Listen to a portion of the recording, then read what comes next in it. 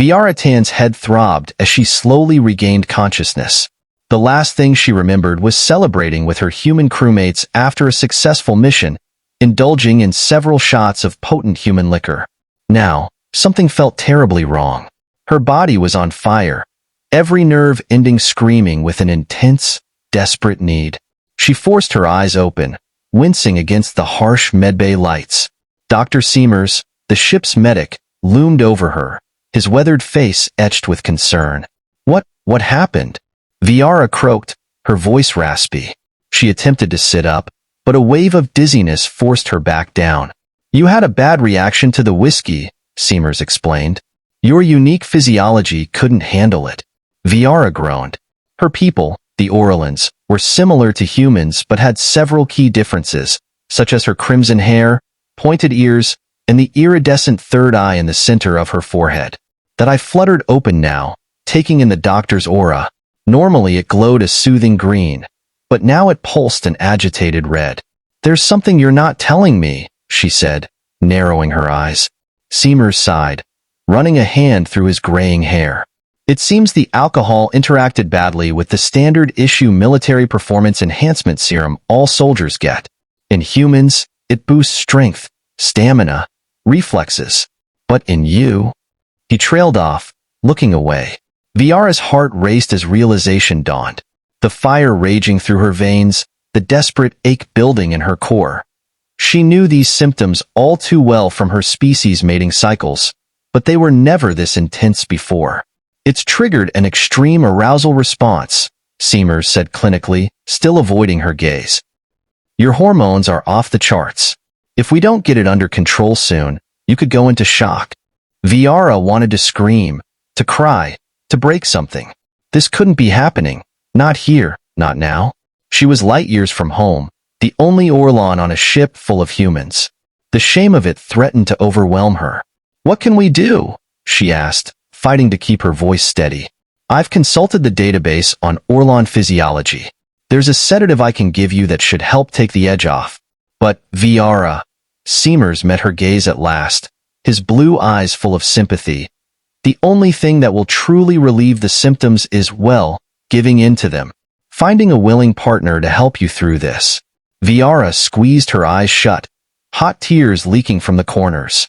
The thought of propositioning one of her crewmates, of them seeing her in such a vulnerable, animalistic state, made her stomach churn. But what choice did she have? She couldn't very well take matters into her own hands in the medbay. I need some time to think, she said weakly. Seamers nodded. Of course. I'll give you some privacy. Just hit the call button if you need anything. He stepped out, leaving Viara alone with her thoughts and the raging inferno threatening to consume her. She curled into a ball, hugging her knees to her chest as silent sobs racked her body. Some legendary soldier she was turning out to be, felled by a few shots of human booze. If her superiors back on Aurelia found out about this, she'd be stripped of her rank and sent home in disgrace. No, she resolved, gritting her teeth against a fresh wave of need. She would find a way to handle this discreetly, with minimal involvement from the crew. Viara was nothing if not resourceful. She'd faced down enemy troops, hostile wildlife, and the cold void of space. She could deal with her own treacherous biology.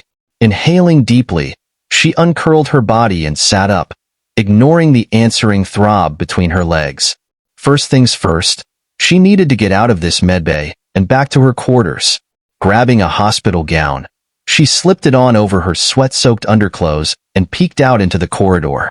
The coast was clear. She darted out, keeping to the shadows, praying she wouldn't run into anyone. Luck was on her side, and she made it to her small cabin without incident. Shutting the door behind her, Viara leaned against it, her chest heaving. Her room, with its sparse furnishings and few personal effects, had never felt more like a sanctuary. Here, at least, she could suffer through this in private. Stripping off the hospital gown, she stumbled to the bed and collapsed onto it. The cool sheets felt amazing against her feverish skin. Unable to help herself, Viara ran her hands over her body, trying to ease the ache. A whimper escaped her as her fingers grazed over the sensitive peaks of her breasts, the taut plane of her stomach. This was wrong. Shameful. If any of her crewmates knew she was debasing herself like this, they'd never look at her the same way again. But she was past caring, her hips rocking restlessly against the mattress, desperate for some relief. It wasn't enough, would never be enough. She needed. The door chime sounded, making her freeze. Viara held her breath, hoping whoever it was would go away. No such luck. The chime sounded again, followed by a concerned male voice. Viara, it's Jim. Doc Seamers told me what happened. I just wanted to see if you're okay. Jim Matt, her commanding officer and closest friend on the ship, the last person she wanted to see her like this. But the sound of his voice, usually so steady and reassuring, sent a fresh wave of desire crashing through her. Viara bit her lip hard enough to draw blood. She knew she should send him away, claim exhaustion, anything. But she'd always harbored a secret attraction to him. Viara had spent many lonely nights dreaming about the ruggedly handsome captain, imagining his strong hands on her body, his firm physique pressing her into the mattress as he claimed her. These fantasies surged back now, making her head spin and her core tighten with need. Without second-guessing herself, Viara stumbled to the door and opened it. Jim stood there, concern etched into his features, his dark brows drawn together and his full lips turned down at the corners. His eyes swept over her disheveled state, noting the thin sheen of sweat on her blue-tinged skin. When their eyes met, his widened in shock. Viara, what? She didn't let him finish. Grabbing a fistful of his shirt, she dragged him into the room and shut the door behind him. Jim stumbled, but quickly regained his balance. What are you doing? He demanded. Seamer said you needed to rest. What I need, Viara panted, advancing on him, is you? Now. Jim gaped at her, his mouth opening and closing soundlessly. Viara knew she must look wild. Her hair in a tangled mess, her nipples straining against the thin fabric of her tank top, her arousal obvious from the damp patch darkening her panties. She looked like an animal in heat, which was exactly how she felt, thanks to that damn serum reacting with her alien biology. If Jim rejected her now, she didn't know what she would do. But as she watched, Jim's expression shifted from shock to speculation to hunger. His dark eyes raked over her trembling body, focusing on her breasts, her hips, the juncture of her thighs. When he met her gaze again, his irises were nearly black, eclipsed by his blown pupils. Are you sure about this, Viara? He asked, his voice low and rough. I don't want to take advantage. I've never been more sure of anything, she said fiercely, stepping into his space. She ran a bold hand down his chest, feeling the solid muscles beneath. I want you, Jim. I need you. Please. He muttered a curse, his control snapping. Large hands seized her hips, dragging her flush against him. Viara could feel the thick ridge of his arousal pressing insistently against her belly, making her head swim with want. Then his mouth was on hers, hot and demanding. Viara opened for him eagerly, tangling her tongue with his as her hands fisted in his short hair. Jim kissed like he did everything else, with single-minded focus and intensity. It stole her breath and made her knees weak. He walked them backward until the edge of the mattress hit the backs of her thighs. Viara tumbled onto the bed, taking Jim with her. The delicious weight of him settled over her as he nestled between her thighs. She could feel the hard length of him pressing right where she needed him most, making her hips buck restlessly. Viara, Jim groaned against her neck. You're so hot. I've wanted you for so long. His words inflamed her further. Knowing he desired her, maybe as much as she secretly lusted after him, made her feel powerful and sexy and desperate all at once. Then take me, she demanded breathlessly. I'm yours. Jim made a rough sound, then he was kissing her again, his lips scorching a path down her throat as his hands pushed impatiently at her clothes. Viara arched helpfully so he could strip her tank top off, baring her breasts to his avid gaze. He lavished attention on the sensitive mounds, his every touch stoking the fire raging under her skin. Viara was lost to the sensations, her world narrowing down to the places their bodies joined. She clung to his broad shoulders as he moved over her, in her, chasing their mutual pleasure. It didn't take long before Viara was shaking apart in his arms, his name a hoarse cry on her lips. Jim followed her over the edge with a low groan, shuddering against her. They collapsed together in a sweaty tangle of limbs. Jim gathered her close, pressing tender kisses to her damp forehead. Viara burrowed into his embrace, savoring the feeling of safety and satisfaction. But even as the afterglow faded, she could feel the embers of arousal stirring to life once more in her belly. Apparently, one round wasn't going to cut it, not with the way the serum had supercharged her hormones. Jim must have felt her tense because he pulled back to look at her, rueful smile tugging at his well-kissed lips. Ready to go again already? I'm not as young as I used to be, you know. Viara huffed a laugh, tracing the line of his jaw with a finger. Oh, I think you'll do just fine, Captain. The question is, can you keep up? A spark of challenge lit Jim's eyes, and he swooped down to capture her mouth in a searing kiss. Sweetheart, you have no idea what you're in for, he promised against her lips as he proceeded to show her exactly what he meant. Viara couldn't help but think that maybe, just maybe, something good had come out of this whole mortifying ordeal after all. The next few days passed in a haze of frenzied coupling, interspersed with brief periods of rest and refueling. Viara was consumed by the serum racing through her veins like wildfire. Captain Eldon, rising admirably to her challenge, matched her passion with his own seemingly inexhaustible desire. But even the revered captain had his limits. On the fourth day, Viara awoke to find Eldon passed out beside her, softly snoring. She took a moment to admire the starlight dancing over his chiseled features, a fond smile gracing her lips. However, her smile faded as she noticed the persistent ache between her thighs. The serum's effects showed no signs of diminishing. If anything, the need grew stronger, edging into pain. Viara needed relief urgently. Casting an apologetic glance at Eldon's sleeping form, Viara slipped out of bed and threw on a robe.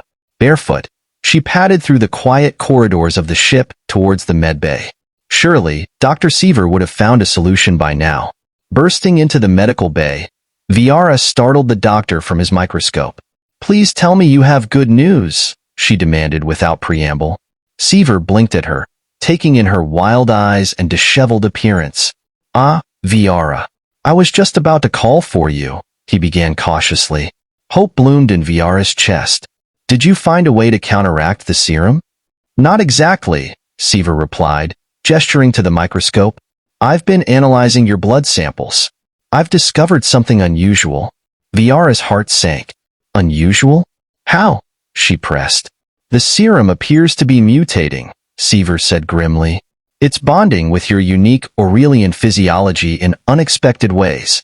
I'm afraid the effects are not only persistent but contagious." Viara stared at him in horror. "Contagious? You mean?" "I mean that anyone you've been in close contact with since your exposure has likely been infected as well." As if on cue, the medbay door slid open and Eldon stumbled in, his eyes glazed and his skin flushed. "Viara," he panted, "I need you now." Viara turned to Seaver, panic tightening her throat. "What have I done?" The doctor held up a placating hand.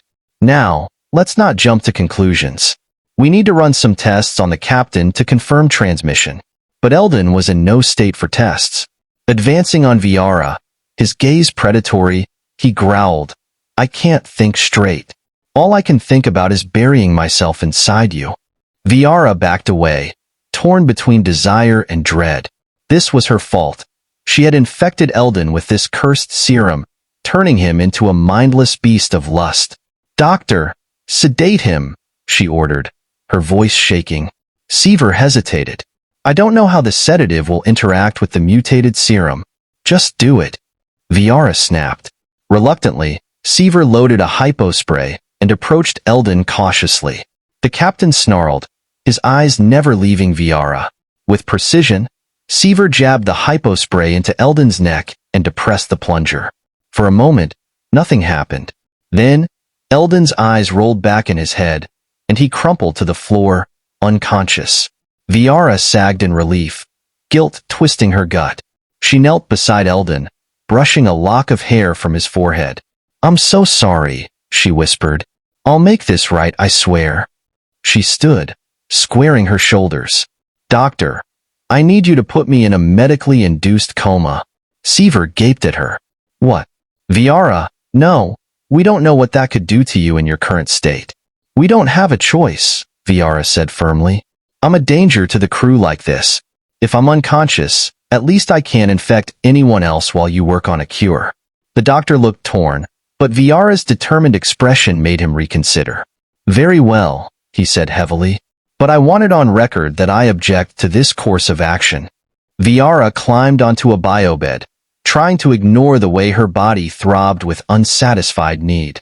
As Seaver prepared the sedative, Viara closed her eyes, sending up a silent prayer. "Please, let Seaver find a cure. Let Eldon be okay. Let this all just be a bad dream." The hiss of the hypospray against her neck was the last thing she heard before oblivion claimed her. Viara floated in a haze of dreams and memories, untethered from her body. Time lost all meaning in this liminal space between sleep and waking. Snippets of conversation drifted through the fog, disjointed and indistinct. Mutating faster than I can isolate it. More crew showing symptoms, running out of time. Have to try something drastic? A sharp sting in her arm dragged Viara back to groggy semi-consciousness. She pried her heavy eyelids open, blinking up at a blurry figure looming over her. Her tongue felt thick and clumsy in her mouth. "Seaver," she croaked. "Can you hear me?" The figure resolved into Dr. Seaver, his face pinched with exhaustion and worry. "I had to wake you," he said apologetically. "I'm sorry, but we're out of options." Viara struggled to sit up, her muscles weak and uncoordinated from long disuse. Seaver helped her, propping pillows behind her back. "What happened?" she managed. "How long was I out?" 3 weeks, Seaver replied grimly. "And things have only gotten worse. The serum has spread through most of the crew." "There." He swallowed hard. "They're like animals, driven only by base urges. If we don't find a solution soon, we'll have a full-blown orgy on our hands." Viara's heart clenched.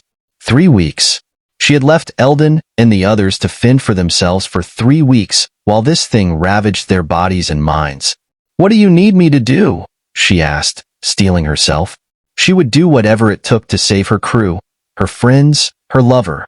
Seaver held up a syringe filled with a viscous green liquid. "This is a concentrated dose of the original serum, before it mutated.